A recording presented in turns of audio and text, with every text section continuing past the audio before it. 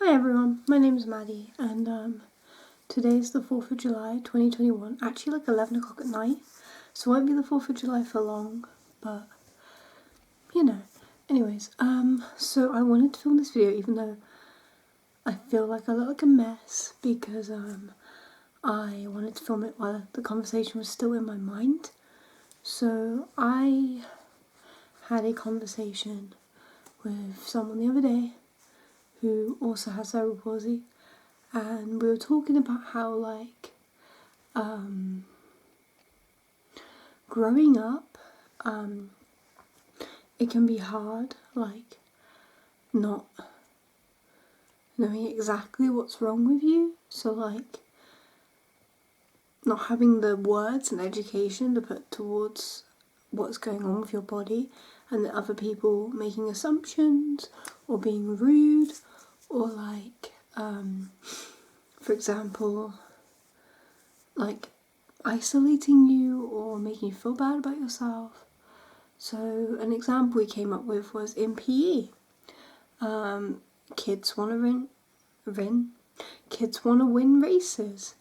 And so when I was at school and when they were at school, it was always in like the kind of racy kind of sports and like race kind of games. People would not want you on their team because they want to win and you're like the weaker link.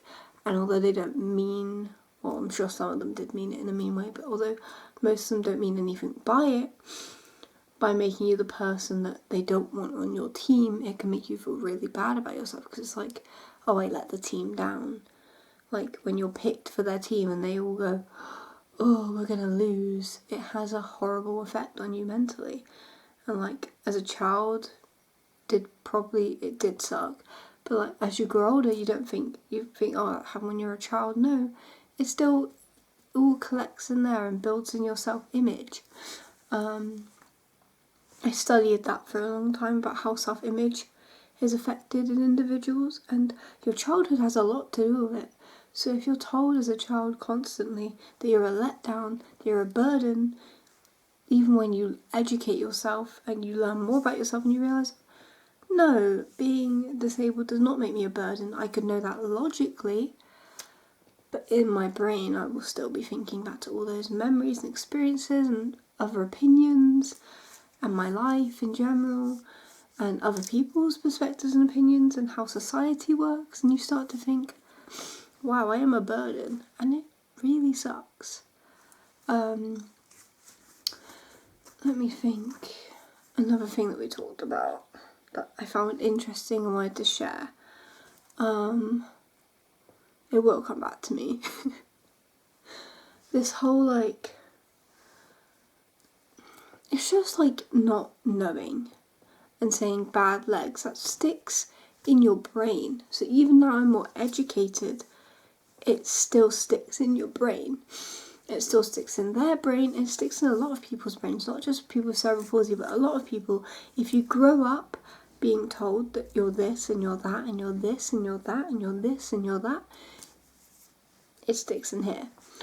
And then that affects how you see yourself and how others see you because you're projecting that outwards. So they're seeing you like that, and it's this whole thing. Like, I'm so used to adapting to others that when people slow down for me, it's like, oh, that's considerate, but also I feel uncomfortable because I'm slowing you down, you know? Like someone said, oh, let's go find a wall to sit down for Maddie, and I was there like, you're going out your way? Oh, no. And it's like a sweet thought, but it also makes me uncomfortable because, yes, I am in that moment getting tired and thinking, oh, I wish I could sit down. But then when someone else outwardly says it, it's almost like, oh, I am being this massive burden to the group. People aren't going to want to hang out with me, blah, blah, blah. And it builds up, and then it warps your future experiences. So, for example, someone could slow down for me, but then there's been times when nobody's considered that and I've just been walking along and I just get used to it. So then when they do slow down, even though it's what I wanted originally, it suddenly feels foreign and uncomfortable, and it's like an uncomfortable situation. Even though it's to help me, it mentally feels uncomfortable, if that makes any sense. And I'm sure a lot of people can relate to that. Like when people accommodate your needs and you're not used to it, it can feel very uncomfortable. Like, wait, you thought about that? Wait, you're doing that? Wait, whoa there, buddy, you know? It tends to feel more of an uncomfortable situation mentally. So it could be helping physically, but mentally it's an uncomfortable scenario. So it's a whole battle kind of thing.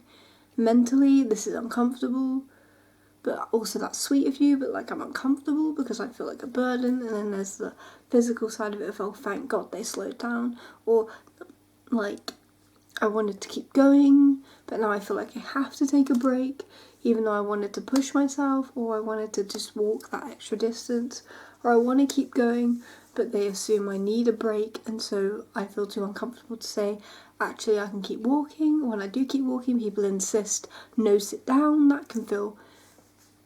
There's being helpful, which is so kind, but also sometimes people can be very forceful with it. So for example, Maddie, take a break. I actually don't want a break. I don't feel like I need a break. Yes, it might be beneficial, but I don't want a break. But then they'll be like, oh yes, sit down. And that's when the help becomes forceful. And sometimes, yes, it's what I need because I wasn't going to slow down and I was burning myself out. And that's actually more helpful than damaging. But in other occasions, it's like, no, I wanted to keep walking, you know? It's a very complicated one. Oh, my legs hurt. I'm going to adjust myself.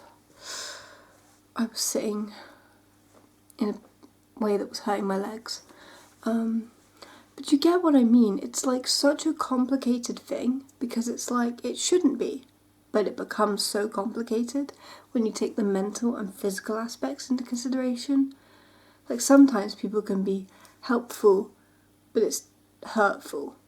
And it's so confusing. It's so confusing because it's like your heart is in the right place, but this is not helpful right now. Or like the heart's in the wrong place and it's not helpful right now. Or it's like a mix of the two. So it's helpful, but the heart isn't in the right place. They're doing it as some kind of... because they feel like they have to and you're like a burden, you know? So it's like so complicated. And I was also talking to another friend about how they were watching someone on TikTok who had a, like, how do I word this? Difficulty with speech. And they were getting, like, a lot of online hate and, like, bullying. And, like, so my friend reached out to them and have been someone for them to talk to. So even though they don't understand entirely what they're going through, they're there for someone for them to talk to. And I think that's amazing that they went out of their way to check up on this person and make this person feel good about themselves, because they don't deserve to be dragged down like that. And I thought that was a really lovely thing to do. And it's like, that's just a lovely thing to do, you know? Accommodating someone's needs. It should be for everyone's situation, but we forget as human beings. I've messed up before and not accommodated people's needs and then realised and been like, oh my God, you know? And I'm sure there's been instances where I haven't noticed that someone needed their needs accommodated. Everyone has accommodations for their needs. Every single human being has needs.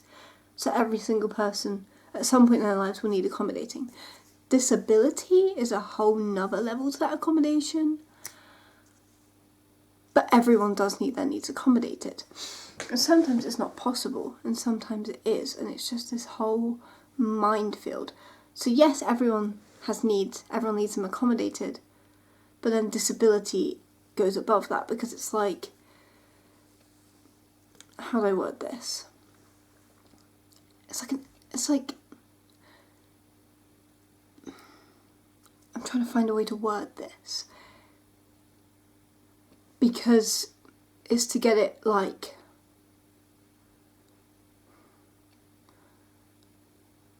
because they have a medical condition or a disability, and it's like it just needs accommodating, where an able-bodied person might not need that as much. You know what I mean? Do you get what I'm trying to say? I'm trying to word this the best way I can. If you have a better way of wording it, please let me know. I'm just trying the best I can to word it as good as I can. But yeah, that's just some thoughts I had. Thank you guys so much for watching this video. Subscribe if you'd like to. Follow my Instagram at Madalada Munden -2. And until next time, have a lovely day, guys. Goodbye.